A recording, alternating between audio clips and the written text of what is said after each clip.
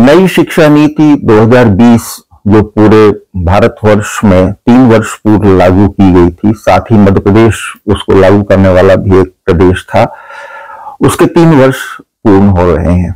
अभी 2-3 महीने बाद जिस विद्यार्थी ने प्रथम सेमेस्टर या प्रथम वर्ष में 3 वर्ष पूर्व एडमिशन लिया था, वो अब अंतिम वर्ष में है। 3 महीने बाद उसको लास्ट सेमेस्टर या लास्ट ईयर की 3-4 महीने बाद परीक्षा देगा और वो 3 साल उसके कंप्लीट हो जाएंगे।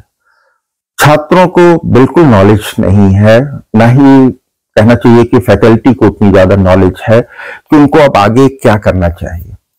4th ईयर्स या 7th सेमेस्टर में एडमिशन लेना चाहिए या नहीं लेना चाहिए, लेना चाहिए तो उसके क्या फायदे हैं, क्या नुकसान है। शासन या उच्च शिक्षा विभाग जो है वो खुद ही सीरियस नहीं है। अभी 2 दिन पहले ही संचालय उच्च शिक्षा संचालय के डॉक्टर धीरेन्द्र शुक्ला हैं, उनका एक बयान अखबार में पढ़ा था मैंने। उसमें वो कह रहे हैं कि 4th ईयर का मतलब जो आने वाला है 4 महीने बाद लागू होगा, उसका सिलेबस अभी तैयार हो रहा है।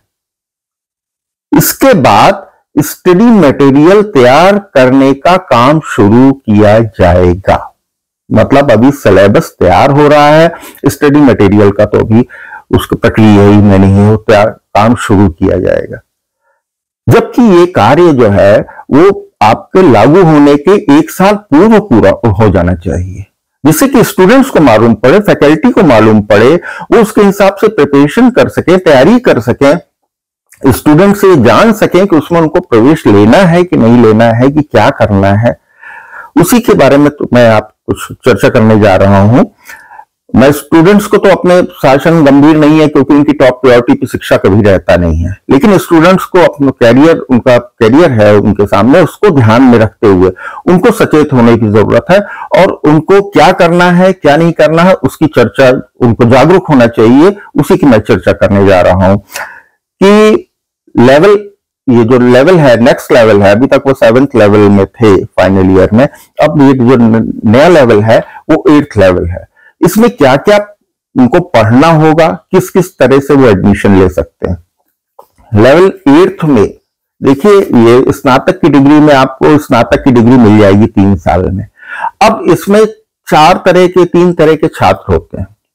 कुछ छात्र ऐसे होते हैं जो कॉम्पिटिटिव एग्जाम्स देना है, जिनको बैंकिंग के एग्जाम हो गए या पीएससी हो गया या कोई भी एग्जाम देना है, किसी भी तरह का कॉम्पिटिटिव, और वो चाहते हैं कि उनको नौकरी मिले। तो ऐसे छात्र, कैटेगरी 1 इसको हमने बनाया हुआ है कि ऐसे छात्र जिनको कंपटीशन देने हैं, उनको कतई इसमें एडमिशन नहीं लेना चाहिए। क्यों? क्योंकि उनका इसमें समय बर्बाद होगा, माइंड डाइवर्ट होगा। वो कंपटीशन अगर उनको करना है तो उसकी प्रिपरेशन करें, उसकी कोचिंग लें और पूरा ध्यान उसकी तरफ लगाएं और उसमें वो सफलता प्राप्त करें। एक वर्ग तो ये है। दूसरा वर्ग ऐसा है, कुछ छात्र स्वयं का व्यवसाय प्रारंभ करना चाहेंगे, कुछ अपना खुद का करना चाहेंगे, ग्रेजुएट हो चुके होंगे, स्नातक हो चुके होंगे, अब वो स्वयं का कार्य करना चाहते हैं। उनको भी इसमें 4th वर्ष में प्रवेश लेने की कतई आवश्यकता नहीं। उनको धन का और समय का अपव्यय नहीं करना चाहिए।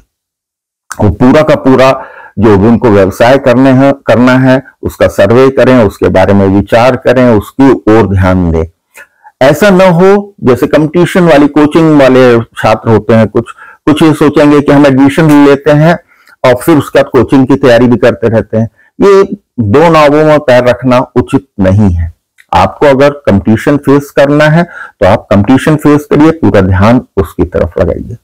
तीसरे प्रकार के ऐसे छात्र होंगे जो पीजी करना चाहते हैं।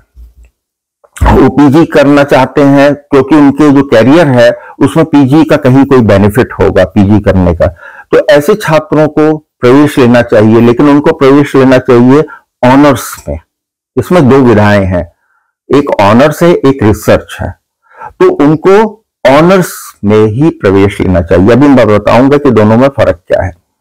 दूसरे चौथी कैटेगरी है जो छात्र आगे रिसर्च में ही जाना चाहते हैं, रिसर्च फील्ड में ही जाना चाहते हैं, उनको रिसर्च में एडमिशन लेना चाहिए। तो अब 7वें सेमेस्टर में 2 ऑप्शन है, ऑनर्स और रिसर्च। दोनों के जो पाठ्यक्रम है, जो उसमें उनका डिफरेंस है, उसमें कोई मेजर डिफरेंस नहीं है। क्या है कि पहली चीज तो जिनको भी प्रवेश लेना है इसमें 7वें सेमेस्टर में या 4th ईयर में, उनका सीजीपीए स्नातक स्तर पे 7.5 होना चाहिए। वो आर्ता है, उसके बिना उनका एडमिशन नहीं होगा। अगर वो आर्ता पूरा करते हैं तो जो ये 7वां सेमेस्टर है उसमें मेजर विषय उनका जो होगा उसके 6 क्रेडिट होंगे, और डीएसी डिसिप्लिन स्पेसिफिक इलेक्टिव जो पाठ्यक्रम होगा, जो कि कोर पाठ्यक्रम ही होगा, उसके 4 क्रेडिट होंगे, और 6 क्रेडिट जो है वो फील्ड प्रोजेक्ट के होंगे। फील्ड प्रोजेक्ट होगा या इंटर्नशिप होगा या अप्रेंटिसशिप होगी, उसमें होंगे। और 4 क्रेडिट जो हैं उनके, वो रिसर्च मेथोडोलॉजी के होंगे। इस तरह से कुल 20 क्रेडिट का ये पाठ्यक्रम होगा। इसी तरह से रिसर्च के जो रिसर्च में एडमिशन लेगा 7वें सेमेस्टर में, उसके भी मेजर विषय में और रिसर्च मेथोडोलॉजी में और डीएससी में इनके क्रेडिट सेम होंगे, 6, 4, 4। खाली जो लास्ट है जिसमें कि प्रोजेक्ट, इंटर्नशिप और अप्रेंटिसशिप आती है, उसकी जगह उनका रिसर्च प्रोजेक्ट होगा, जो कि 6 क्रेडिट का होगा। कुल 7वां सेमेस्टर 20 क्रेडिट का होगा। इसी तरह से 8वें सेमेस्टर में मेजर विषय के 6 क्रेडिट होंगे, और 4 क्रेडिट जो है, ये ऑनर्स की बात कर रहा हूं, और 4 क्रेडिट जो है वो डिसर्टेशन के, और 10 क्रेडिट फील्ड प्रोजेक्ट के या इंटर्नशिप के या अप्रेंटिसशिप के होंगे।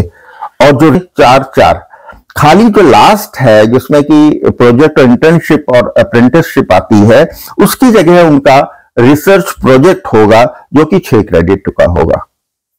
कुल 7वां सेमेस्टर 20 क्रेडिट का होगा। इसी तरह से 8वें सेमेस्टर में मेजर विषय के 6 क्रेडिट होंगे, और 4 क्रेडिट जो है, ये ऑनर्स की बात कर रहा हूं, और 4 क्रेडिट जो है वो डिसर्टेशन के, और 10 क्रेडिट फील्ड प्रोजेक्ट के या इंटर्नशिप के या अप्रेंटिसशिप के होंगे। और जो रिसर्च में जिन्होंने लिया है एडमिशन, उनके भी सेम होंगे। खाली इसमें अंतर हो जाएगा कि लास्ट में उनका जो 10 क्रेडिट का रिसर्च प्रोजेक्ट है वो होगा। अब छात्रों को ये ध्यान देना है कि टोटल जो सेमेस्टर है दोनों के 20-20 क्रेडिट के होंगे। छात्रों को सोच समझ के 7वें सेमेस्टर में प्रवेश लेना चाहिए कि इससे उनका फायदा है कि नहीं है।